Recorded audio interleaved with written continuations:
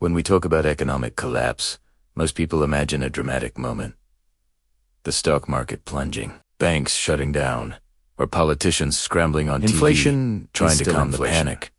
Debt A real is financial still collapse debt, and trust doesn't begin the in real chaos. foundation of It every begins financial quietly, system is still fragile. silently. Just look at what happened after 2020. And the one thing everyone trusts when global without economies question, locked down, the central money. banks Every responded powerful with a nation tsunami of believes printed its money currency is trillions appeared unshakable. out of thin air. That its Government money is spent like different. never before. That its system is too advanced, And at first, too modern, it looked like a miracle, too protected markets to ever soared. fail.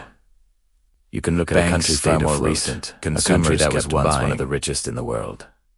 Argentina. In the early 1900s, Argentina was booming. Its cities looked like Paris. Its economy rivaled Europe's, and its currency, the Argentine peso, was backed by gold and trusted internationally. People believed their prosperity would last forever. But prosperity turned to overconfidence, and overconfidence turned to debt. Governments overspent. They borrowed too much, and when the bills came due, they did what desperate governments always do. They printed more money. Inflation crept in.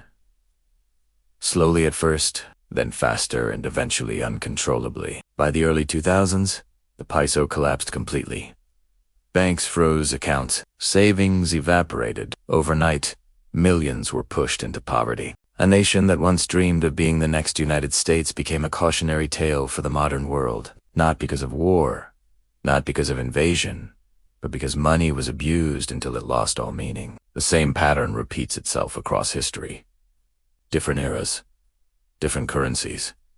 Same mistake. Look at the British Empire. For more than a century, the British pound was the world's reserve currency, the global standard. But then came World War I, a conflict so expensive that Britain abandoned the gold standard to pay for it. More money printed, more debt issued, more inflation unleashed. When they tried to return to the gold standard after the war, the numbers didn't add up. They had already damaged their currency beyond repair. The pound never recovered, and the empire that ruled a quarter of the planet slowly faded with it. Or take Brazil in the 1980s.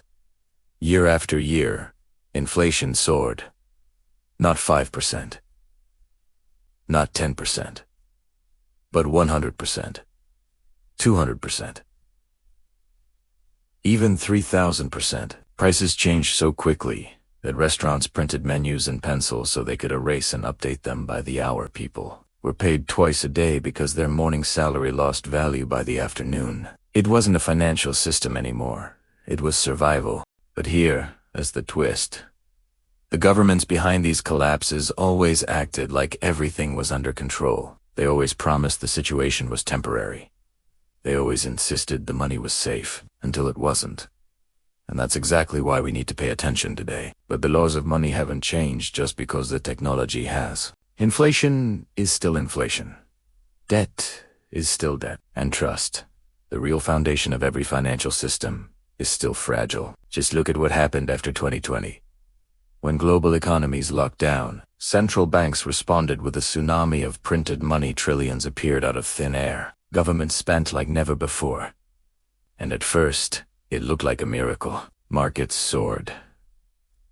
Banks stayed afloat. Consumers kept buying, as if printing trillions in a short period wouldn't cause inflation, as if decades of debt could be erased without consequences, as if history wouldn't catch up.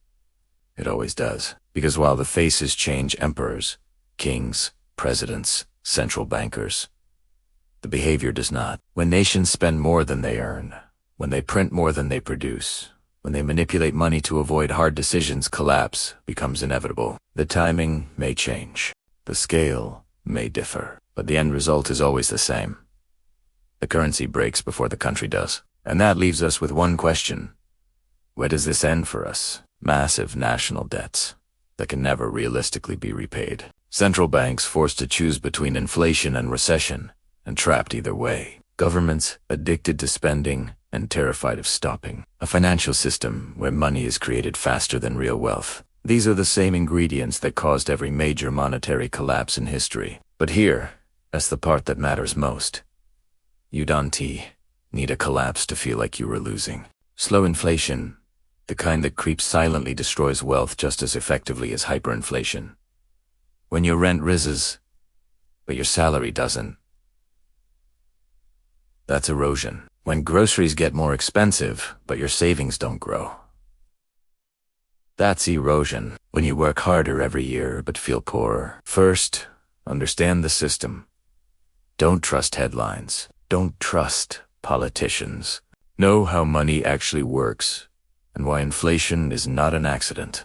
It's policy. Second, protect your wealth by investing in things that hold value when currencies don't. Real assets, skills, businesses, land, precious metals, diversified investments. Anything that governments can't print. And third, don't assume stability is guaranteed. The people of Argentina assumed their money was safe. The British assumed their empire would last forever. Brazilians assumed inflation would eventually stop. But currency collapse doesn't warn you ahead of time. Because in a world where money is becoming more fragile by the day, understanding financial history isn't optional. It's survival.